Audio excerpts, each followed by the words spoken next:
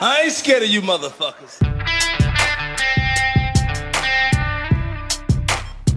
I'm on it. Hey, Freak Show! You're going nowhere!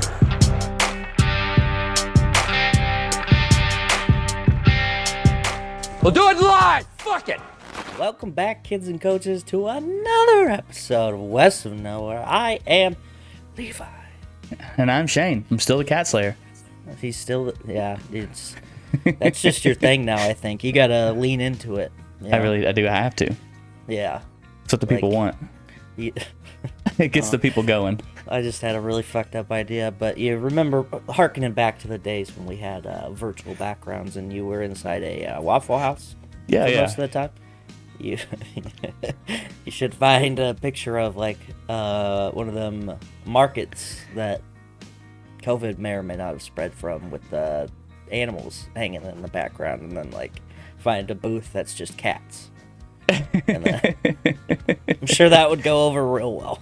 I think it would. I think it would drive up views for sure. I don't think anybody would be mad about it. That's no, the thing, Nobody would be mad. No. What do we got for Patreons this week, fella? Oh, yeah. Patreons this week. We got Adam Pacino, Tony Burgess, Mark Stadler, Kylie Gangwish, Natalie Tacarante, Colby Jordan, Colton Zamersla, Chantel, TJ Jonak. Oh, wait, and Jeremy Brazzers. Yeah. Which, if you were wondering, the Brazzers discount code is back up and active again, so head on over to brazzers.com. We're back in it. Put in WOK for your 10% off for the month. Yeah, expect to see us at the Adult Film Awards this year, you know? I like it. God, I wish. How fun would that be? Man. We have nothing to do with the porn industry. We're just there. They're like, yeah, we're just there. They're like, what are you doing? One of our listeners is a $5 a month subscriber. His name kind of sounds like Brazzers if you say it wrong. So that's why we're here. You're welcome. Mm-hmm. And they're like, go away. Although I don't think we'd be the weirdest people there. If that. Oh, makes definitely not. Like, yeah, I know. You know, man. I remember back in my youth days. You know, back in my late teens, early 20s. Like I. On Twitter mainly. This is way before I stopped getting involved with Twitter, but before they canceled you? I would I don't think I got canceled, but I would draw like athletes when I was in high school. I would draw like Nebraska football players, and then I would share the pictures on Twitter. And then I hit a turn and I just started drawing porn stars. And like I drew a couple different famous ones, and this like early years Riley Reid, and like she sent me like a care package of just a bunch of free porn and stuff. What? And yeah, this was when I was in Fallon. Is that the chick? Is that the chick with the picture with like she had the implant piece in her mouth or whatever? Or? Implant? Oh no. That's she's not a porn star. She's just a hot model. But no, like I drew. I'd have to find it now, but like a couple different pictures, and I just posted on my Twitter that and tagged her at the time. Yeah, and she fucking messaged me and asked me for my address, and I was like, "What?" Yeah, so I had to give her the old military base mailing address. She could or could not send me, a bomb. But no, it was just like a bunch of movies, like DVDs, and I was like, "What am I gonna do with these?" Because that was already starting to kind of get phased out, Yeah. And then like posters that she had like wrote some dirty messages on, and I was damn. Like, well, how have I never heard this story? We've been podcasting like for 3 years, and I've never heard this story. I don't know. I feel like I've said it to so many people and I also forgot about it until kind of just now. But in that time when that was happening, she was on my feed a lot, but she was a younger, not quite yet to the level that she would get to fame.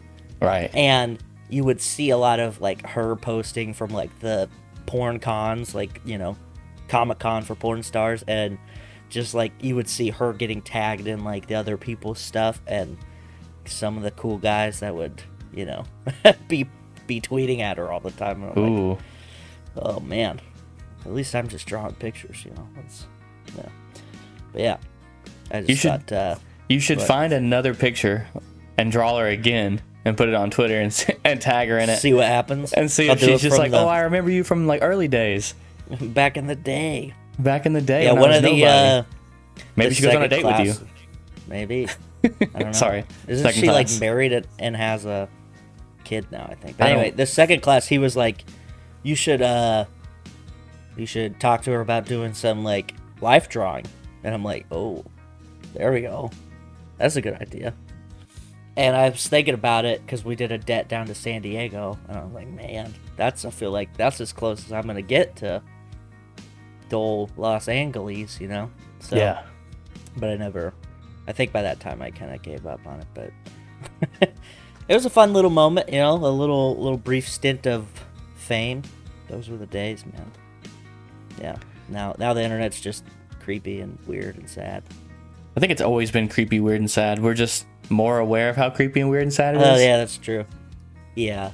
Like, I don't know how much time you spend on, like, not regular websites, but, like, have you ever gone to 4chan or anything like that? Like, it's accidentally or on purpose? Years. Right? Like, you remember the first time you went on there and you're like, what the fuck is happening here? Like, yes. None of this makes sense. I don't know what's happening. Everybody's creepy. Yes. Yeah. Those are the same thoughts that come to my head when reading our comments in our YouTube videos. No. Nothing makes sense. Everybody's creepy. I'm just kidding. We only have 2 people commenting this week, and it's just Kylie and Adrian. Mm-hmm.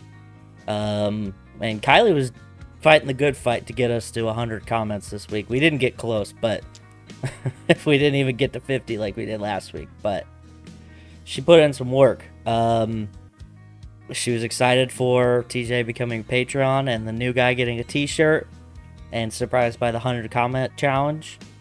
And then she was talking in defense of Pantera Girl for her comment, because we said, well, I wasn't downing her for it. I never said you couldn't do that, so she was within her rights to do it. And I was gonna give her the shirt. Yeah. But she said in the comments she doesn't wear shirts, so give it to somebody else. So then I chose the newest person that I'd ever seen comment and gave him the shirt. I don't wear shirts. Give it to somebody else. Yeah. Double it and pass it to the next person. Free the over-the-shoulder boulder holders. There you go. That's what I'm saying. And then Kylie, I'm assuming this is about Ted Kaczynski. She said, "Sir, you failed to mention he died by suicide, allegedly." Which, I mean, at that point, I feel like it's probably not super allegedly. Like, why? The Clintons had him killed. Yeah. Oh, God. Yeah, it's... Why would anybody care if he's alive or dead? Like, he's in prison for life. It's not like he's going anywhere. You might as well just say that when Charles Manson died 4 years ago, that he died by suicide, too. Clintons killed him, too. Probably. You ever hear the conspiracies that Charles Manson was a CIA plant, that they used him to bring the end of the hippie culture, as it were? I've never heard that. Yeah, because he had apparently a really high IQ, which I guess is pretty telling when you can see how many people he convinced to murder people.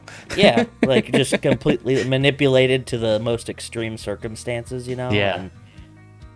And he had a lot of trouble with the law early on, and then they think at a certain point is when the CIA was like watching him, and then they're like, okay, we're just gonna let him kind of go off the rails because we know this is gonna give us at least some kind of event that'll help us kill the hippie culture, because it'll be like they'll be equated to the same thing. Yeah.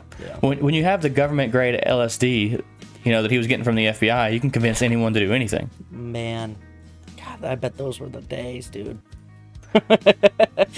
Those had to be. No wonder everybody was so nice in like the early 60s. Just like 69. It's like,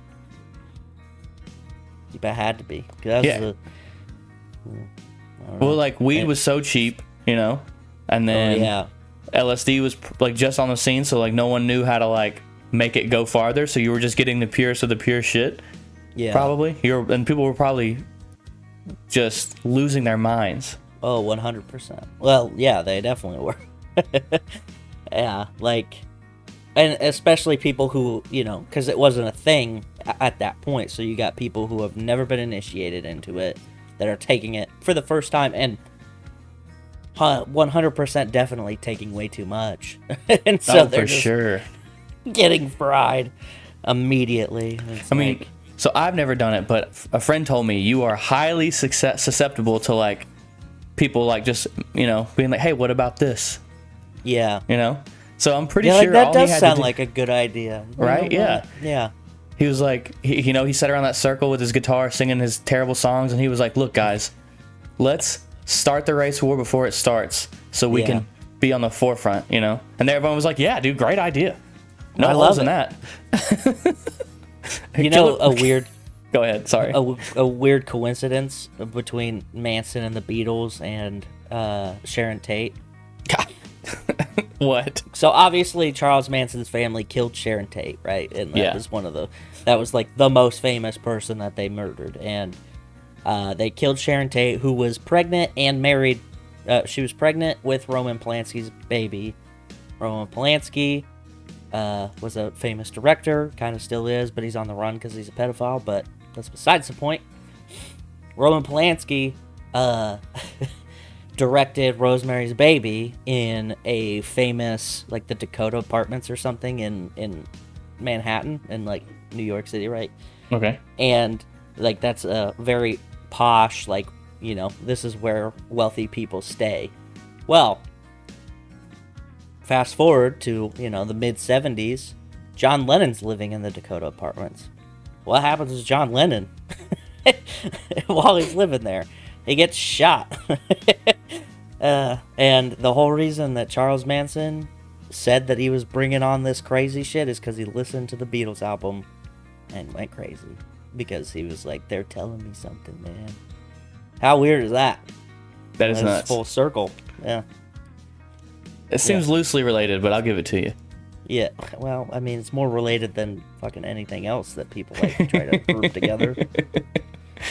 I don't know, dude. Some of those, if you really go looking, some of the conspiracy theories, like the 9/11 conspiracy theory, they do a really good job of making you go, "Fuck, maybe." Yeah. Well, it's because when they're like, I got caught in a rabbit hole one day about the Holocaust conspiracies, and like, you know, those are, I think, probably the ones where it's like 98% of the people that live are like, yeah, that's pretty rough, you know. And there's like maybe 2% on the entire planet that are like, nah, but did it though? You know, like, I don't know. Yeah.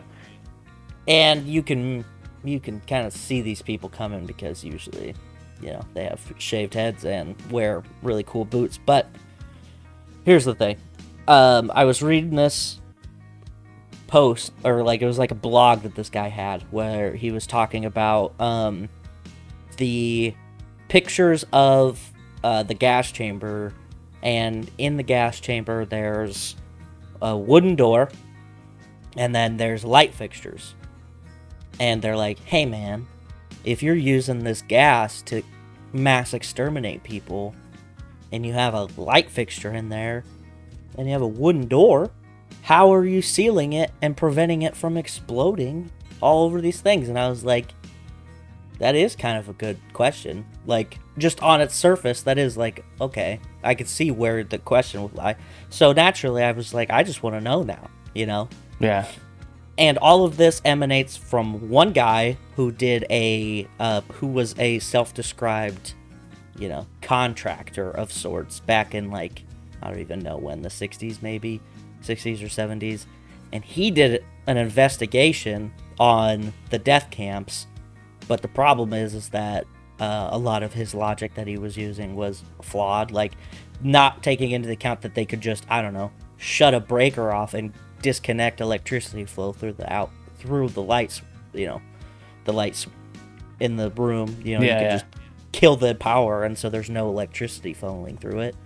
And then also, like, the place that had the wooden door was, I don't think it wasn't used in the same particular way. Like, they don't have pictures from all of the death camps because a lot of them got kind of demolished as they were leaving because they're like, fuck this place, you know what I mean? But Yeah. then they were like, hold on, we need to preserve some of these because, like, whoa, what if this happens again? And people are like, that wouldn't happen again. Would people just hate people based on like just themselves, you know? I've never seen it happen, you know? Never. No, it stopped in 1945. It's pretty cool. Pretty cool that humanity did that. Anyway, but I got caught in this, you know, rabbit hole of reading this thing, and the problem is that you're reading one thing by one guy who believes one thing, and he's got there's no like response. It's just one thing. So if I write a tangential rant about something, if you read my words and only my words for long enough, like, you're gonna go, yeah, he's making some solid points, because you're not even looking for other. So you gotta like, You gotta read multiple things, yeah. At the same time, you gotta like go back and forth, because that's what I had to do when I was reading that guy's shit, because I was like, I don't know, fuck. I'm not a goddamn electrician, you know? I'm not a rocket. You know? Yeah, I'm not a goddamn rocket. And even if I was, it wouldn't impress Shania Twain, so whatever.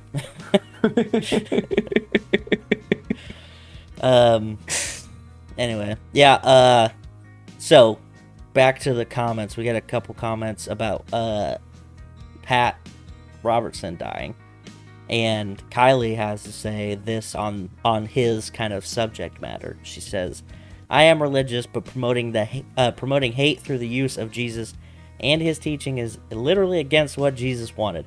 It's heartbreaking to see the far-right fearmonger and leverage the Bible in their favor politically when Jesus hated politics. I don't know, I get so sad at the misconstrued words of love, but then I love when we have people who can call out the horrible words and acts by saying, yo, look at yourself. Which, yeah, that's a very well thought out thing. Adrian had this kind of in the same vein, because he said, where was God during slavery, though? And, you know, that's a thing that I think about a lot when, I don't know if you've ever met any of these people, but they constantly think the end times are happening. Yeah. And you can kind of like look throughout history and see them. Charles Manson, you know, and they're like, this is the worst, like, oh, look at all these signs pointing to pure damnation on our society. And you're like, hey, bro, like, how many shitty, horrible, historic events happened before this? And that was cool, but the gays being alive, that's the problem. You know what I mean? Like, where they like you, this is the people stop going to church. This is why our country's going to hell in a handbasket, because people don't care about Jesus anymore. This is the end times, they're coming. COVID-19, here it comes. And it's like, yeah, man, there's been worse times, like, forever. Like, yeah, you can go back to any point in history and you can go, nah, he probably should have been mad about that too. Like, if we're gonna nitpick about things, yeah. I don't know. And it's not even it's not just a vague world history. Like, you can isolate it to Christian societies as we've gone on. Like, you know, well, I think you mentioned it, the Inquisition, right? The Spanish Inquisition. Yeah. That was done in the name of God, and that's kind of a shit show. Yes. A little bit. But, you know, what do I know? Yeah, because God says that if you are we're superior, you know, whoever it was, right? So, like, with the Spanish Inquisition or with like Catholics. Pick anybody. They're like, oh, God says that's our land now. Like, yeah. I don't think that's anywhere in that Bible that says that's your land now. And, like, I don't know. I think about this because I see a lot of Mennonites at work.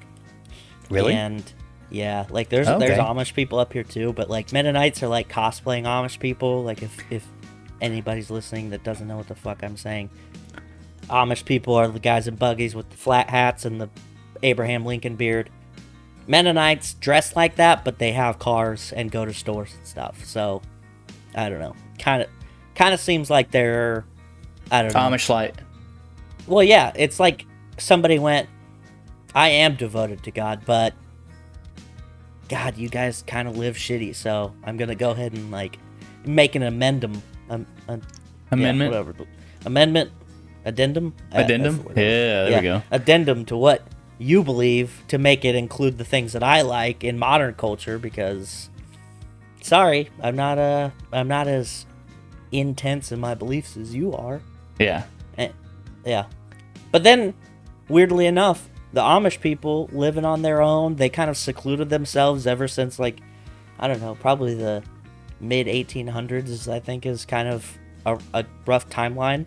And, you know, in the heat of, like, the Indian Removal Act and, like, all these other things, we couldn't let those people live alone. Like, we couldn't build our society around what they were doing because, well, I don't know.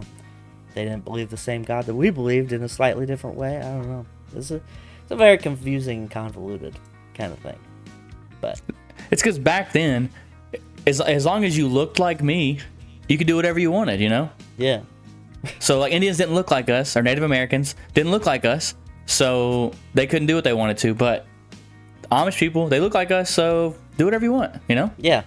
Yeah, that's kind of, I mean, you know, that's kind of the baseline for it, I feel like.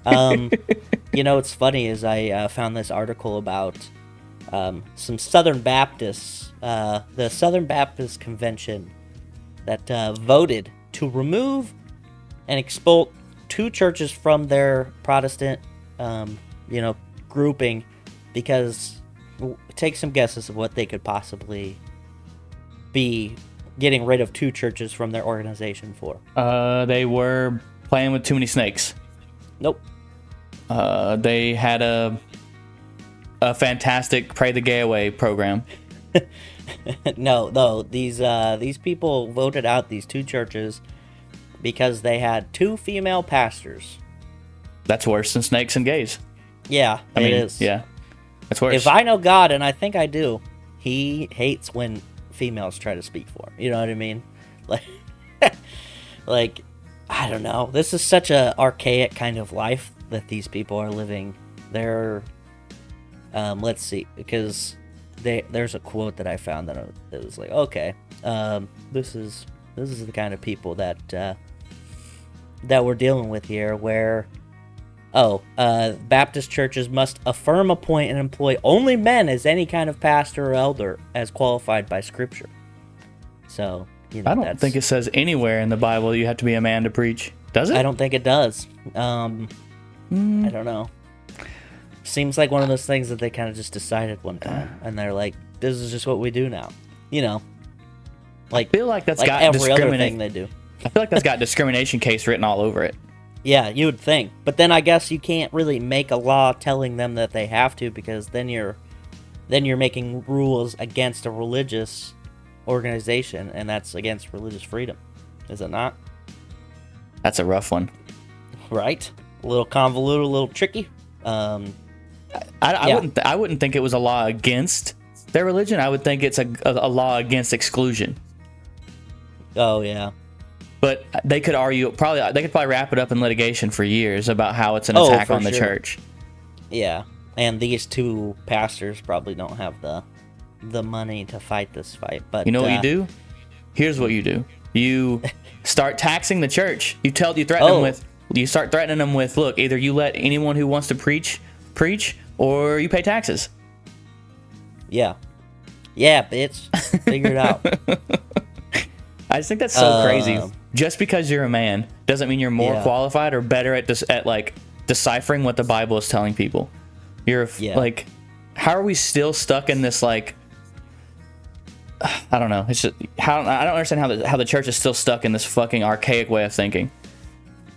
I don't know. They kicked out a California church by a 9-to-1 ratio in voting too, like at this kind of same thing. And so they did that, and then they passed a 2/3 majority vote to only allow men to preach.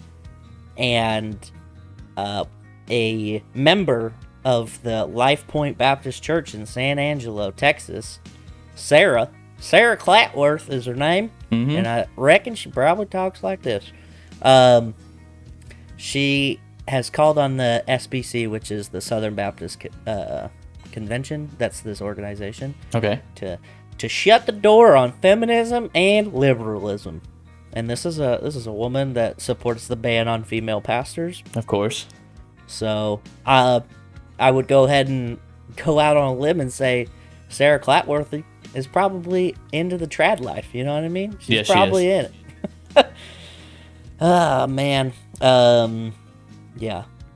It's pretty cool. It's really cool to see people like argue against something so simple as a woman preaching the word of God, who God, in their words, could probably talk through anybody. So why does he need to talk through a dude? You know what I mean? Because in the church, it's the last thing that men have over women, apparently. And you got to hold on to it. You got to keep that power, because without it, you're nothing. Yeah. I wonder how they feel about nuns.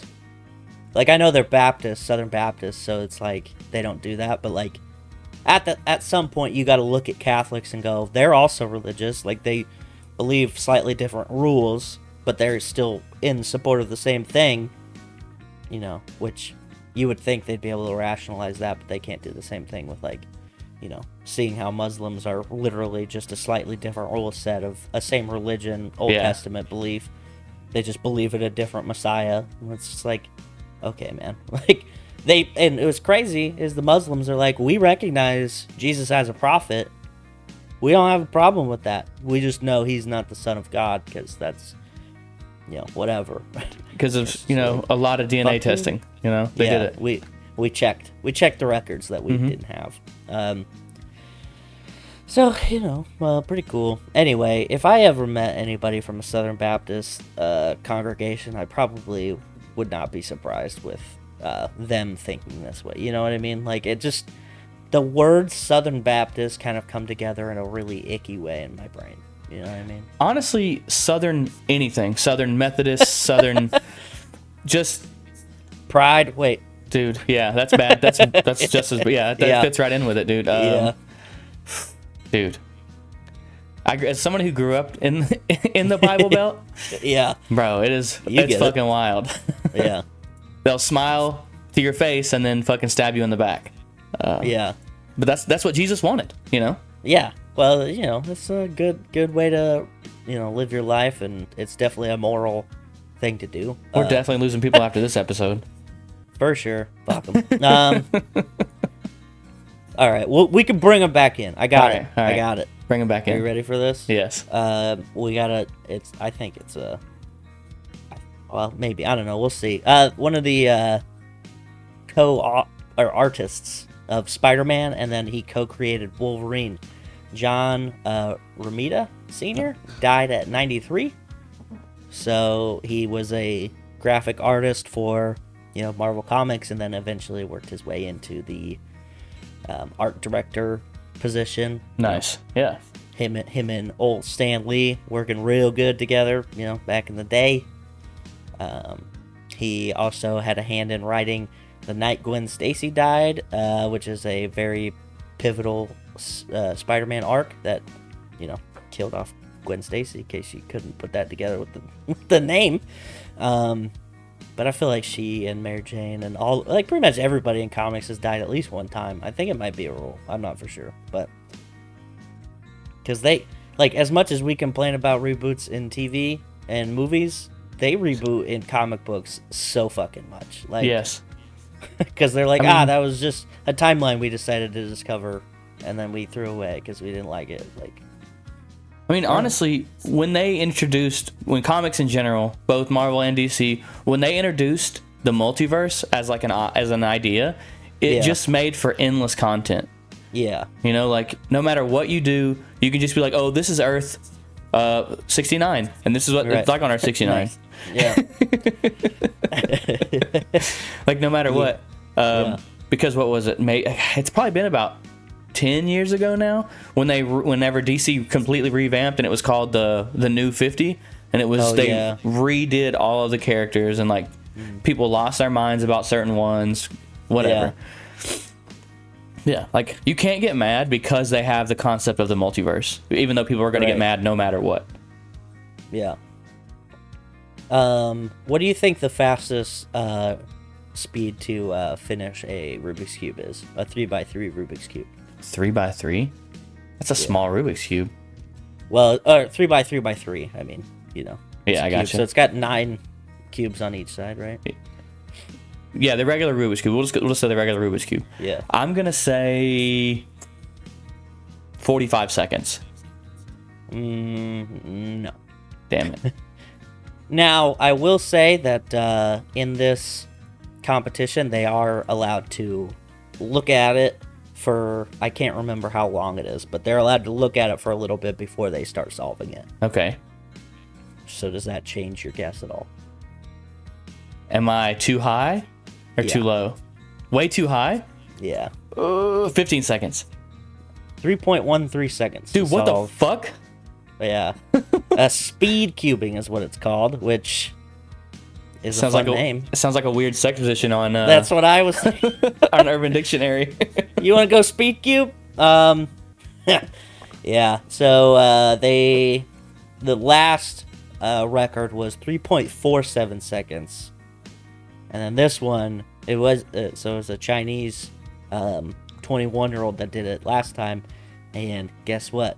Fucking America's back, baby, with 3.13 seconds. Let's go, dude. I think this is how we should solve all of our diplomatic things, is by speed solving Rubik's Cube. See, I think we should solve all our problems by one game, by a 3-game series of cornhole.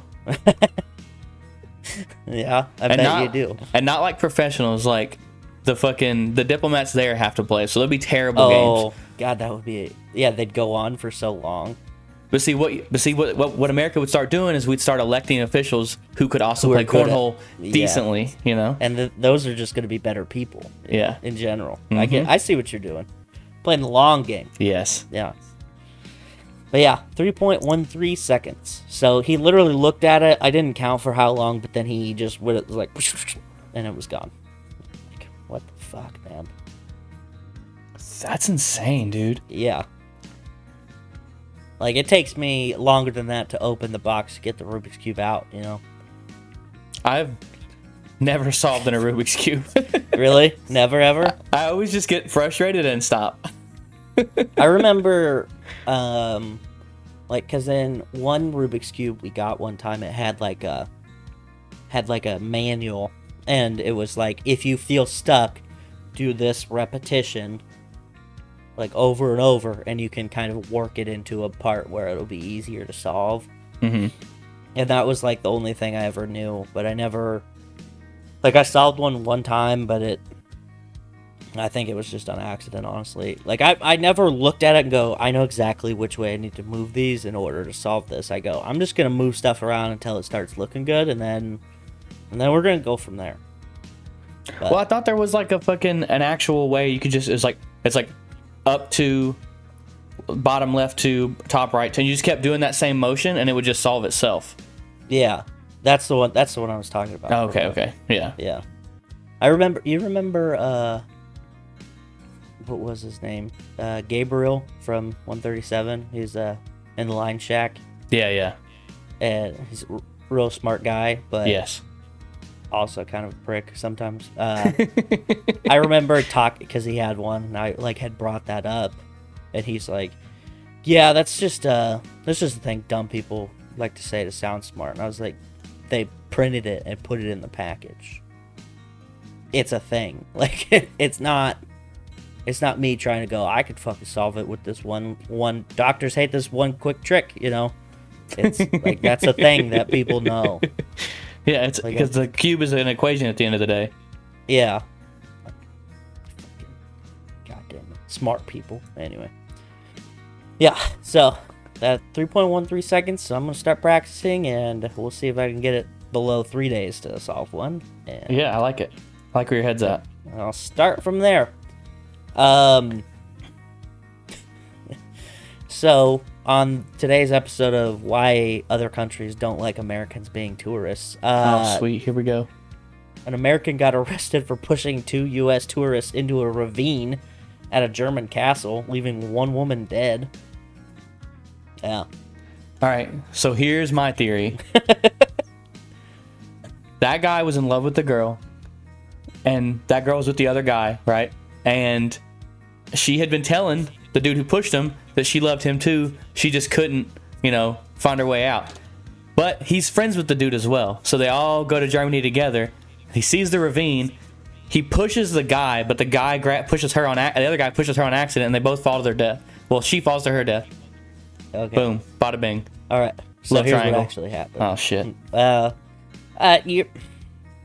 If you take one aspect of your thought and put it into like creepy criminal behavior, then you're not completely wrong. But the 30-year-old man met 2 female tourists, age 21, 22, on a hiking path and lured them onto a trail that leads to a viewpoint.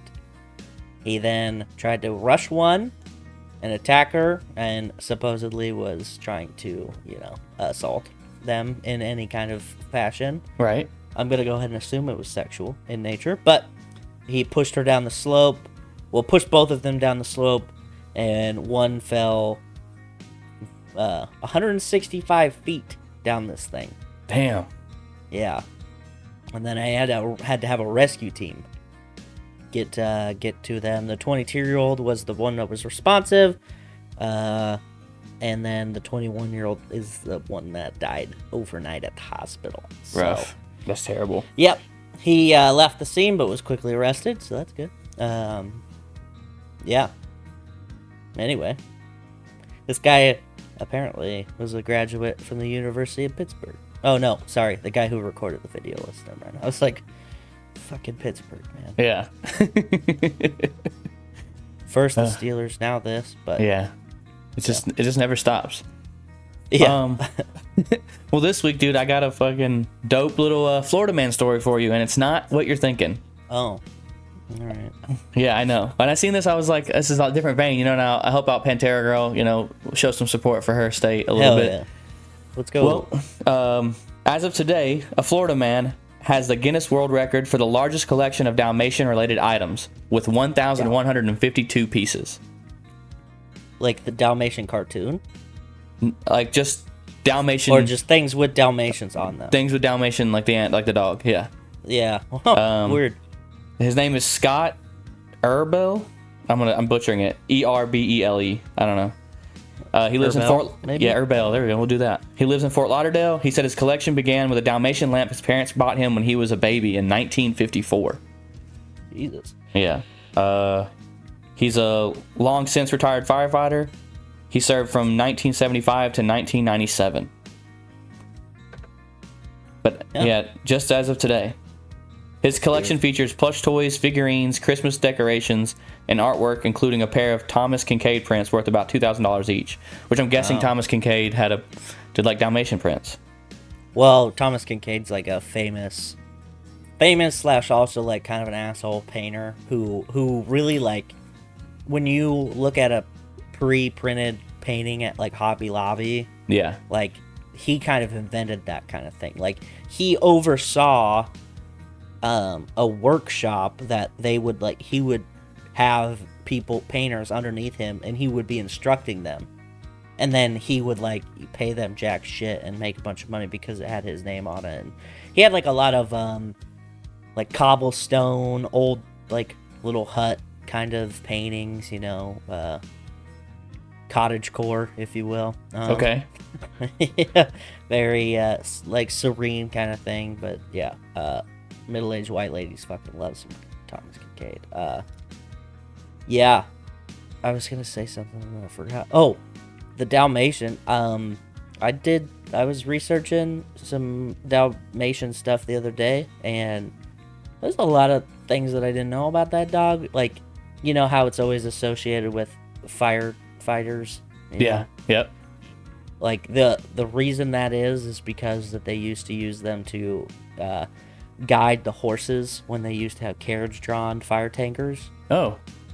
And that's the only reason, because the Dalmatian was already a dog that you would get if you wanted to have a guide for horses. Because, like, in the 17th century in Europe, they're like, fuck yeah, dude, let's get these dogs because they're cool and they have spots and they're kind of like a luxury item, right? But then, like, it's a symbol of class, but also it has a purpose, help guide the carriages of, when you're carrying people around and shit.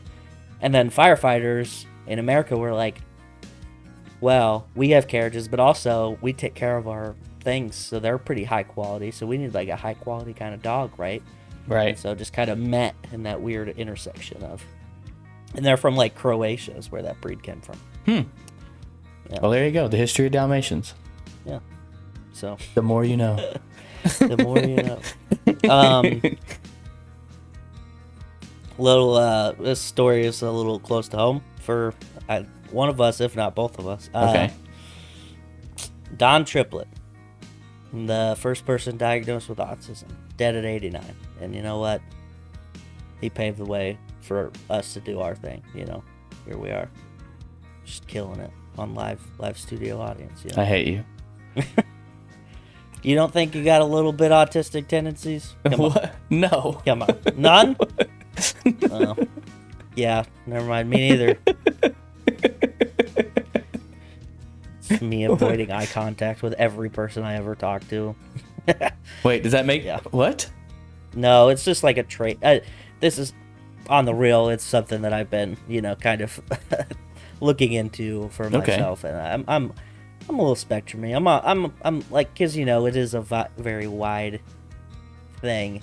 Yeah. And there's a lot of things that I have that are, point in that direction. But so me and Don Triplett kind of the same thing, really. If you think about it.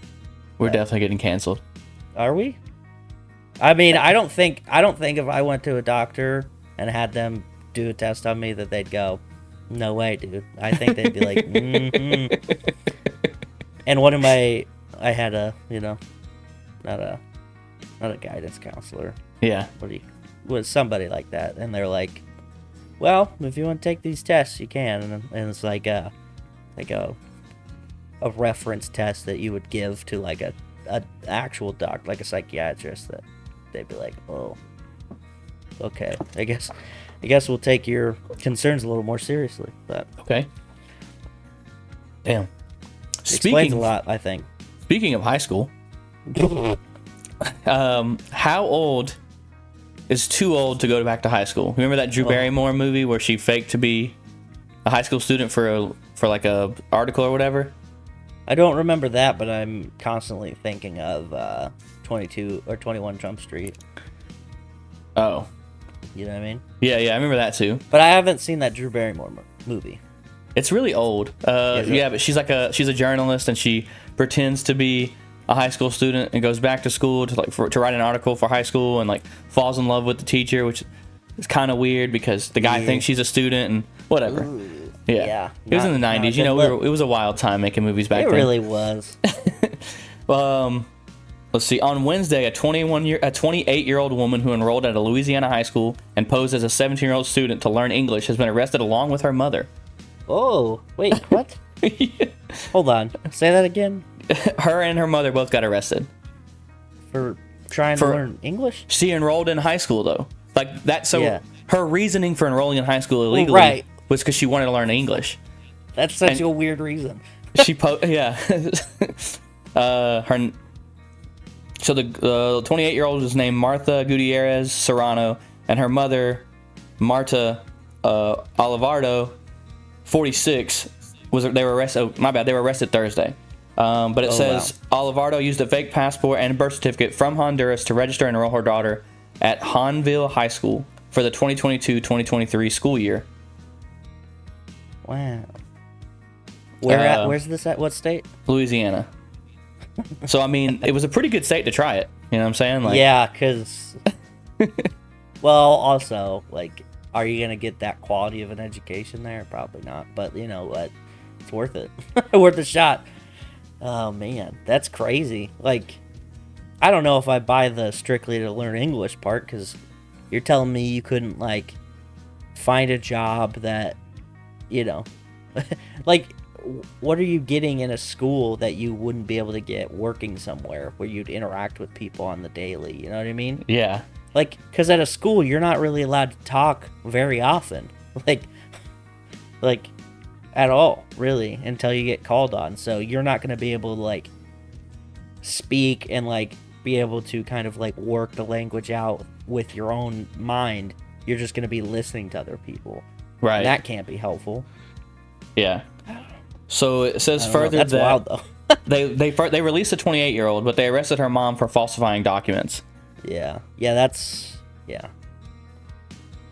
And I don't know. I feel like especially when you're falsifying identification and like, doing things like that, that's kind of like in that federal territory at some point. yeah, definitely. Like that's some sort of felony. I don't know. Not a good idea. Yeah, definitely not. Yeah. Well, I guess I'll just roll into the Billboard 200. Do it. All right. So You won't. We got a brand new, fresh. Well, it's pretty fresh though. We'll go. All right, debuting at number 1, 5-star, the third album by Stray Kids. Okay. Never heard of them. God, how funny would it be if this was their first album? 5-star, the third album, debut album. What? I love it. I think that's smart. Figure your shit out, man. At number 2, we got One Thing at a Time by Morgan Wallen. Debuting at number 3, Wit Sit Chapel by Jelly Roll. Oh shit. Okay. Yeah. Debuting at number 4, Dark Blood by In Hyphen. Oh. Yeah. I don't know. All the way down to number 5, we got Midnights by Taylor Swift. We got Almost Healed by Little Durk at number 6. Oh, yes. And then at number 7, we got Spider-Man Across the Spider-Verse by Metro Boomin. So I'm not sure if it's like just their song or if it's the whole album. And I'm guessing Metro Boomin's getting credit for it. Yeah. I mean, maybe he was like the figure, like the main person in the soundtrack, like working it. Because who did that with? Was it Kendrick Lamar with like Black Panther, the soundtrack? Oh, okay. Nice. So, maybe it's something like that. And then debuting at number 8, we got But Here We Are by Foo Fighters. Oh shit. So I bet that's gonna be a banger. Probably sad as shit too. Yeah, probably. At number 9, we got SOS by SZA. And then debuting at number 10, Hard to Love by Moneybagg Yo.